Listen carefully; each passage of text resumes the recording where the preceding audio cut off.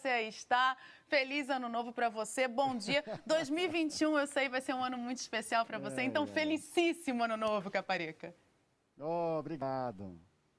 Obrigado, Lisandra. Você sabe, demorei, mas eu alcancei o André Lofredo, hein? Que o Lofredo foi 3 de uma vez. Eu fui, 1, 2, 3. Daqui a pouco tá chegando o Antônio aí para completar a nossa família. Obrigado a você, Lisandra. Feliz ano novo para todo mundo que acompanha o Sport TV News. Feliz ano novo para o Lofredo e também para o Martim. Vamos falar do São Paulo, então, que tem um novo coordenador de futebol, um velho conhecido do torcedor do São Paulo, Muricy Ramalho, que ontem teve um dia agitado no CT da Barra Funda. Ele foi lá, se apresentou aos jogadores, já bateu um papo com o técnico Fernando Diniz. O Muricy Ramalho, que assinou o contrato de 3 anos, é a primeira contratação do novo presidente do São Paulo, o Júlio Casares. E o Muricy Ramalho tem uma questão importante no contrato dele, uma cláusula que o impede de assumir como técnico, ou seja, para deixar o técnico do São Paulo, no caso agora o Fernando Diniz, mais tranquilo para fazer o trabalho dele. A gente sabe que o São Paulo, nessa seca que está de 8 anos, não vence um título desde 2012, toda vez que teve uma crise, o Muricy Ramalho apareceu como o principal nome para assumir o clube. Então existe essa preocupação com ele nesse novo papel de coordenador de futebol. E o que vai fazer o coordenador de futebol? Ele vai fazer ali o meio de campo entre os jogadores e justamente a comissão técnica, o Muricy Ramalho, que já começa a trabalhar imediatamente. O São Paulo, que enfrenta na próxima quarta-feira o Bragantino com alguns problemas. O Luan está suspenso e o Luciano continua como dúvida, com uma inflamação na perna esquerda. O mais provável que o Luciano não esteja à disposição, e aí vai depender muito de como o Fernando Diniz vai querer aproveitar o Tietê. Caso ele jogue como volante, substituindo o Luan, aí quem deve jogar como atacante ao lado do Brenner é o Vitor Bueno. Caso o Tietê jogue ao lado do Brenner no ataque, como fez, por exemplo, no jogo da Copa do Brasil contra o Grêmio, aí o Diego Costa pode aparecer como uma opção jogando como volante, ele que já desempenhou esse papel jogando na base, né? Ele hoje atua como zagueiro. E outra opção seria colocar o Hernanes, embora o Hernanes já tenha 35 anos, já não tem aquela condição física que ele costumava apresentar. Caso ele jogue, aí sim o Daniel Alves pode ser recuado para jogar como segundo volante. É isso, São Paulo enfrenta o Bragantino às 9h30 da noite da próxima quarta-feira, líder do Campeonato Brasileiro com 7 pontos de distância, e vai ter a volta importante também do Reinaldo, que não pôde jogar contra o Grêmio. É isso, Lisandra. Obrigado, um beijo para você. Valeu, Caparica, beijão, uma boa hora para Antônio, papai e mamãe por aí, viu? É isso, viu, Lofredo? O cara te alcançou, tu meteu ali 3 de uma vez só, o Caparica aos pouquinhos chegou a 3 filhos também, como ele bem disse. Você sabe que quando os meus filhos nasceram, né, 3 meses antes da Copa de 2014, eu, com eles com 3 meses de idade, eu passando uma temporada com o Anselmo Caparica em Manaus, cobrindo a Copa do Mundo. Não posso dizer que foi o momento mais feliz da minha vida, não, porque eu estava muito preocupado fazendo aquela cobertura de Copa, mas o Caparica foi meu companheiro aí nos momentos de apreensão, naquele comecinho difícil, que é para quando se tem um filho. Eu tive 3 de uma vez.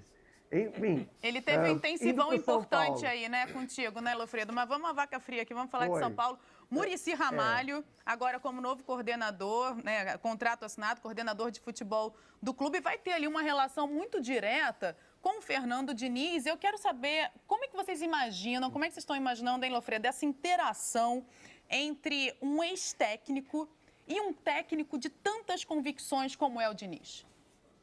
Bom, primeiro que, assim, eu acho que está muito claro que o Muricy é um ex-técnico, tá?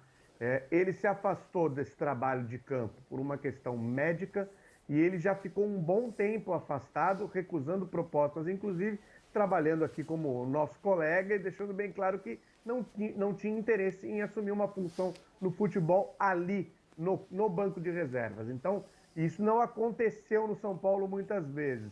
Acho que isso faz com que o trabalho do Diniz e de outros técnicos que virão, talvez, muito provavelmente, aliás, no período Muricy Ramalho, tenham essa tranquilidade para trabalhar. Então vai ser interessante. O trabalho específico a gente vai ver no decorrer aí nesse início, no dia a dia, porque cada time tem um nome e uma função diferente ali no seu organograma de futebol para algumas coisas para alguns cargos que são exatamente iguais. Então vamos ver exatamente, qual vai ser exatamente a função do Muricy.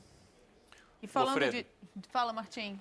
Não, o Muricy não quer, tá claro, ele já encerrou a carreira de técnico, tem um contrato que impede, uma cláusula dentro de um contrato que impede. Mas o que vão pedir para ele assumir o São Paulo, pode ter certeza que o primeiro técnico que balançar, perder 2 jogos seguidos, ele vai ouvir muito esse pedido, tanto da arquibancada quanto internamente, vai ouvir muito mesmo. E falando de time, Martim, temos aí Luan suspenso, Luciano improvável, Reinaldo de volta. Queria que você analisasse aí perdas e ganhos do time para enfrentar o Bragantino. Sem o Luan perde muito, né? É o dono da posição ali, como o Caparica estava explicando, a substituição do Luan vai demandar uma engenharia ali do Fernando Diniz. E sem o Pablo, né, no ataque, sem o Luciano e sem o Pablo, que seria o reserva dele. Então, sim, o Tietê funcionou contra o Atlético Mineiro pelo Campeonato Brasileiro, porque o Atlético tinha outra proposta, né? E veio aqui para tentar jogar de igual para igual contra o São Paulo e não conseguiu chegar nem perto disso.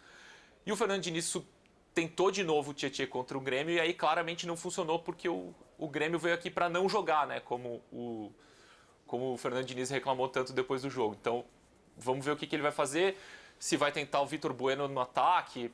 Enfim, vai ser um São Paulo diferente contra o Bragantino. O jogo é aquele para recuperar o ânimo, né? Recuperar a confiança. Depois de ter sido eliminado na Copa do Brasil, o São Paulo não pode deixar isso atrapalhar o seu caminho no Campeonato Brasileiro. Reinaldo é um retorno importante, né? Aqui o levantamento do espião estatístico coloca o Reinaldo como rei das assistências com bolas aéreas, 9 assistências com bolas aéreas, 5 cruzamentos, 3 escanteios, uma falta levantada na área, Lofredo.